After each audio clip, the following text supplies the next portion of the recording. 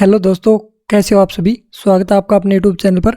तो जैसा कि आपको पता होगा कि हम जो नायक सीरीज़ में अभी पॉलिटिक्स चल रही है, जिसको नवीन सर करवा रहे हैं, उसका हम रिवीजन कर रहे हैं और ये अभी ख़त्म होने वाली है बहुत जल्दी। इस वीक में ये आपकी बिल्कुल समाप्त हो जाएगी जो पॉलिटी है वो। और जो ये पीडीएफ देख पा रहे हो ये आपको हमारे टेलीग्राम चैनल पर मिल जाएगी और टेलीग्राम चैनल का लिंक आपको डिस्क्रिप्शन में मिल जाएगा। वहाँ पर आपको सारी पीडीएफ मिल जाएगी। अब तक जितने भी जो टॉपिक करवाए हैं, यानी कि पॉलिटी की जितनी भी पीडीएफ है वो सभी आपको हमारे टेलीग्राम चैनल पर मिल जाएगी। और जो कंबाइंड पीडीएफ है वो जैसे ही पॉलिटी खत्म होगी उसके साथ कंबाइंड पीडीएफ डाल दी जाएगी, जो कि प्रिंटेबल फॉर्म में होगी। स्कैन जो पीडीएफ है वो डाल दी जाएगी। तो उसके लिए आप चैनल के साथ ज़रूर जुड़िए। जो टेलीग्राम चैनल है उसका लिंक डिस्क्रिप्शन में मिल जाएगा। जो आज की वीडियो है ये काफ़ी दिनों बाद हुई है, जो कि लगभग 10 दिन बाद करवाई थी सर ने। तो उसमें परिसीमन आयोग, निर्वाचन आयोग और वित्त आयोग के बारे में करवाया था, तो उसके बारे में हम रिवीजन करेंगे। तो चलिए शुरू करते हैं। सबसे पहले परिसीमन आयोग और सीमा आयोग के बारे में करवाया था। जो सीटों की संख्या होती है वो होती है कि निर्वाचन क्षेत्र की संख्या के बराबर। जो निर्वाचन क्षेत्र की सीमा तय करता है वो परिसीमन आयोग तय करता है। लोकसभा और विधानसभा, इनकी जो सीटों का आधार होता है वो क्षेत्रीय प्रतिनिधित्व पर होता है और जो इनका मुख्य आधार होता है वो जनसंख्या होता है। जो सबसे बड़ा लोकसभा क्षेत्र है मलकाजगिरी है, जो कि तेलंगाना में है और जो इसकी पॉपुलेशन है वो 29 लाख है। दूसरा सबसे बड़ा लोकसभा क्षेत्र वो गाजियाबाद है यूपी का, जिसकी जनसंख्या 23 लाख है। सबसे छोटा लोकसभा क्षेत्र लक्षद्वीप है, जिसकी जनसंख्या 47,000 है। आर्टिकल 82 इसमें बताया गया कि प्रत्येक 10 वर्ष की जनगणना के बाद परिसीमन होगा।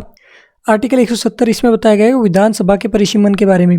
संसद द्वारा 4 बार परिसीमन अधिनियम पारित किया गया है अब तक। जो पहली बार हुआ था वो 1952 में हुआ था और जो परिसीमन आयोग का गठन हुआ था वो भी 1952 में हो गया था।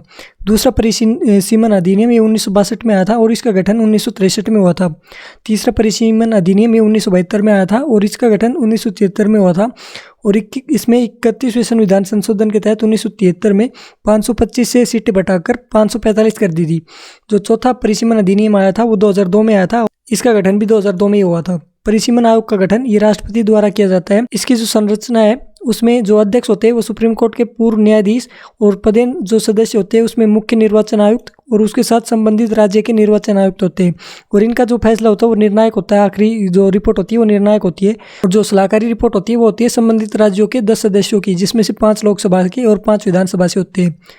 उसके बाद परिसीमन आयोग के कार्य के बारे में बताया, जो कि आर्टिकल 82 में बताया कि लोकसभा का परिसीमन करता है। आर्टिकल 170 में विधानसभा के परिसीमन के बारे में बताया गया है, जो कि इसके कार्य होते हैं। इसमें SC ST की जो सीटों का आरक्षण है वो भी इसी का कार्य है। इसमें राज्य में SC ST जनसंख्या के आधार पर ये सीटों का निर्धारण करता है। आर्टिकल 330 लोकसभा में SC ST आरक्षण, इसमें 84 सीट आरक्षित है। आर्टिकल 332 में बताया गया कि विधानसभा, इसमें SC ST के लिए आरक्षण 47 सीटें आरक्षित है। कुल सीटें 131 आरक्षित है। परिसीमन का मुख्य आधार वो जनसंख्या होती है और ये 1971 की जो जनसंख्या थी उसके आधार पर सीटों का जो बंटवारा है वो किया जाता है अब तक। ये 42वें संविधान संशोधन के तहत 1976 में जोड़ा गया था कि 2001 तक कोई परिसीमन नहीं होगा। 84वें संविधान संशोधन में कहा था कि जो सीटों की संख्या वो 2026 तक यथावत सेम रहेंगी। विधानसभा सीटों का परिसीमन ये 2001 की जनगणना के आधार पर हुआ था। उसके बाद आता है निर्वाचन आयोग। इसका गठन 25 जनवरी 1950 में हुआ था। ये भाग 15 में बताई गई है और आर्टिकल 324 से 329 तक इसके बारे में बताया। आर्टिकल 324 इसमें इलेक्शन कमीशन के बारे में बताया। आर्टिकल 325 इसमें अपात्र नहीं बनाया जाएगा किसी को भी, अगर उसके धर्म, जाति, मूल वंश के आधार पर किसी को भी अपात्र नहीं किया जा सकता। आर्टिकल 326 वयस्क मताधिकार के बारे में बताया, जो कि 18 वर्ष की आयु में आप मत डाल सकते हैं और 61वें संविधान संशोधन के तहत 1989 में जोड़ा गया था। आर्टिकल 327 संसद के निर्वाचन संबंधी अधिकारों के बारे में बताया। आर्टिकल 328 विधानमंडल के निर्वाचन संबंधी अधिकारों के बारे में बताया। आर्टिकल 329 चुनावी मामलों में न्यायालय का हस्तक्षेप नहीं होगा, इसके बारे में बताया। जो इसकी संरचना होती है, इसमें एक मुख्य निर्वाचन आयुक्त होते हैं। इनका वेतन 2.80 लाख होता है और इनका कार्यकाल 6 वर्ष या 65 वर्ष की आयु जो पहले हो जाए वो इनका कार्यकाल होता है। उसके साथ में 2 अन्य चुनाव आयुक्त होते हैं जिसका कार्यकाल 6 या 62 वर्ष कार्यकाल होता है। जो भी पहले हो जाए वो या तो 6 वर्ष या 62 वर्ष की आयु।